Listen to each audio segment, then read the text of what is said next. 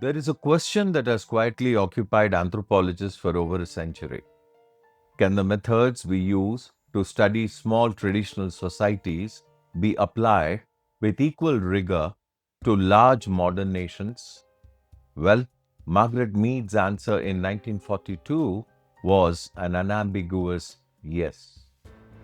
Her book, And Keep Your Powder Dry, written in the middle of the Second World War, was an attempt to do something that had never quite been done before: to subject American national culture to the same kind of careful, systematic anthropological analysis that Mead had earlier applied to the peoples of Samoa and New Guinea. This book occupies an important place. It's a significant contribution to the Culture and Personality School and, of course, the National Character Studies in Anthropology.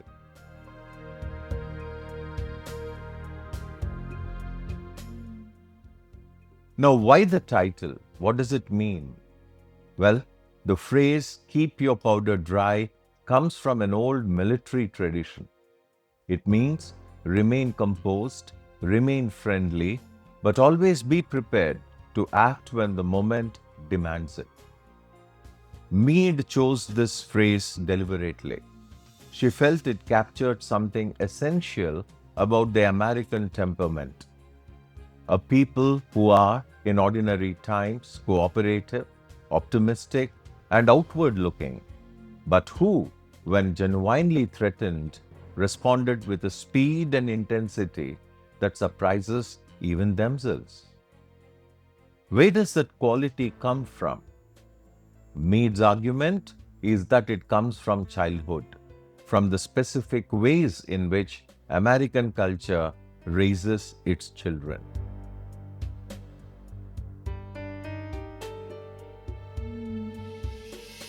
Now, coming to the theoretical tradition, Margaret Mead was working within the broader intellectual tradition of Culture and Personality School.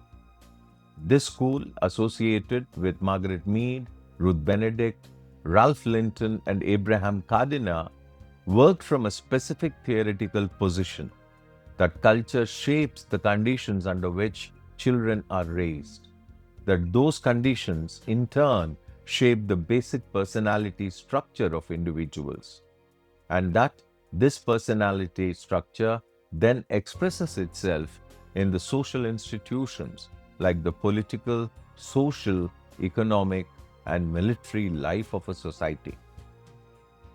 What made Mead's 1942 book distinctive was that she applied this chain of reasoning not to a village or an island community, but to an entire modern nation.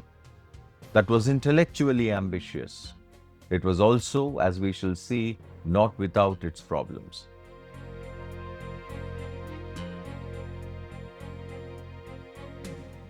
At the heart of Margaret Mead's work is the careful description of American child-rearing practices and the personality they produce. American children, she observed, are encouraged from an early age to sleep independently, to develop personal autonomy, to make individual choices, and to compete in school, in sports, in social life, etc.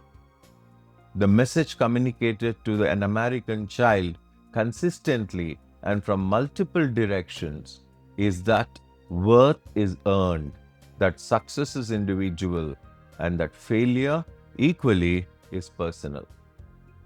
This produces a very particular kind of an adult, someone who is self-reliant, who is oriented towards achievement, who approaches problems with confidence and optimism, and who is genuinely uncomfortable with dependence on other people, on institutions, and also on faith. But Mead also noted the psychological cost of this system. When your sense of worth is tied so closely to achievement, the fear of failure becomes a persistent undercurrent. American individualism carries with it a quiet anxiety that it rarely acknowledges openly.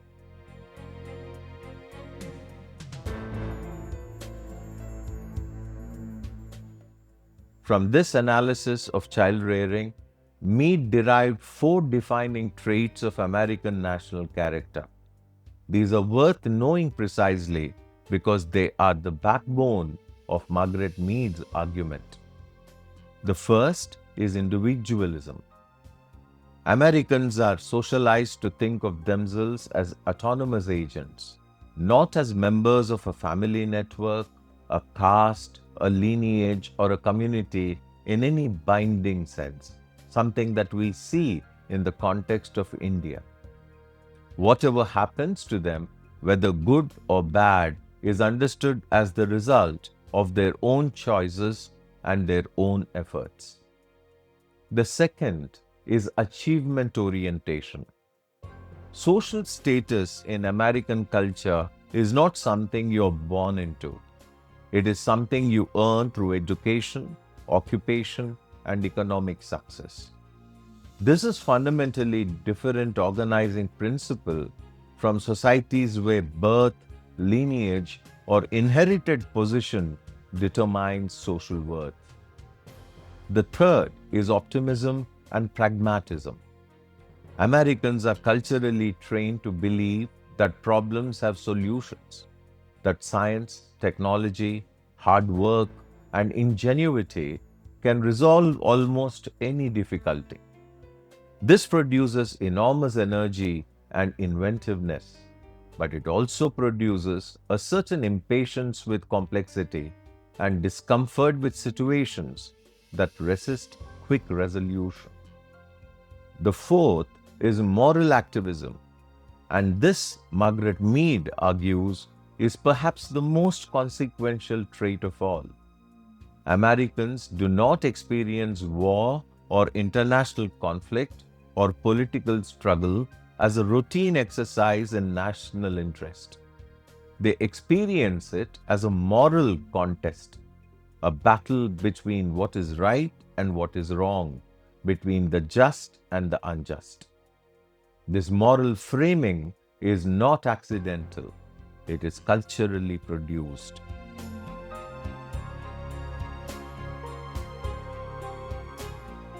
One of the most genuinely illuminating sections of her book is the explanation of a pattern that had puzzled many outside observers, the way in which America swings from long stretches of isolationism to sudden, total military commitment.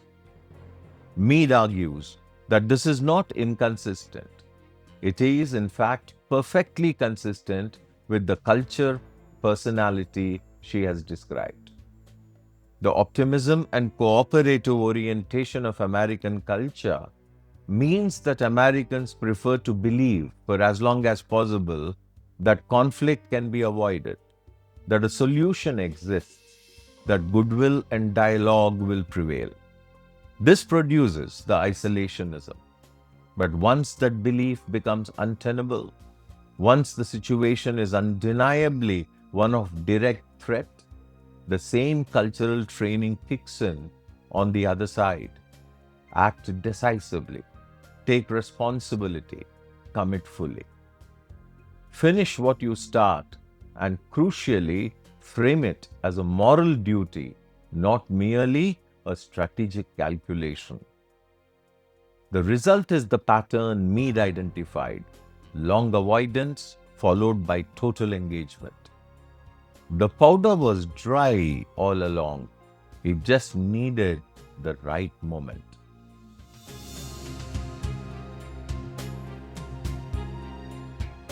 No work of this ambition is without serious criticisms, and Mead's book has attracted them from multiple directions. The most fundamental criticism is of overgeneralization. American society in 1942 was not one culture. It was many cultures divided by race, class, religion, region, and gender. A black American living under the legal segregation in the South, while a white American middle class in New England did not share the same childhood experiences, the same institutional opportunities, or the same relationship to the national mythology that Mead was describing. Her analysis largely collapsed this diversity into a single normalized portrait. Second, related to this is the critique that American character Mead described was essentially a normative middle-class ideal, the version of America that certain Americans aspired to, not a description of how most Americans actually lived. Third, there is a deeper methodological problem with national character studies as a whole. Personality traits are difficult to measure. Casual claims about the relationship between child rearing and national political behavior are very difficult to verify empirically. And there is always the risk that what appears to be cultural analysis is in practice a form of cultural stereotyping with academic language attached to it. Later anthropologists working in this tradition and beyond it largely concluded that no nation possesses a single national character, only dominant cultural tendencies which are always unevenly distributed, always contested, and always changing.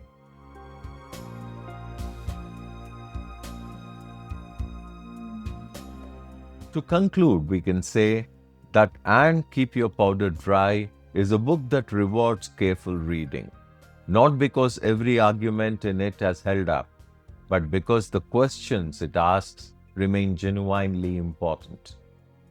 Can anthropology study modern nations with the same seriousness it has brought to smaller societies? Mead's answer was yes, and she demonstrated what that might look like even if her execution was imperfect. Does the way a society raises its children shape the way they behave in the world? The answer, across a very wide range of subsequent scholarship, has been a qualified but meaningful yes, but subject to other significant factors that may play along the life of an individual. Nevertheless, her work is significant. It gives a clear example of the culture and personality school applied at a national level.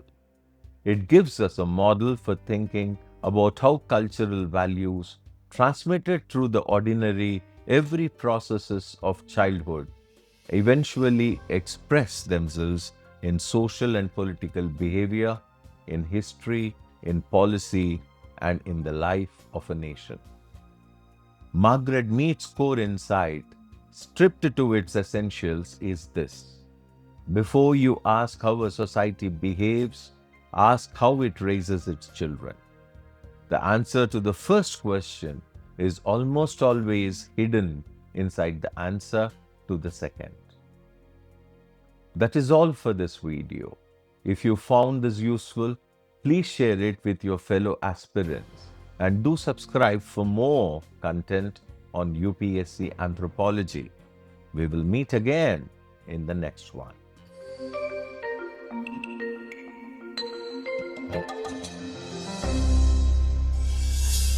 Thank you.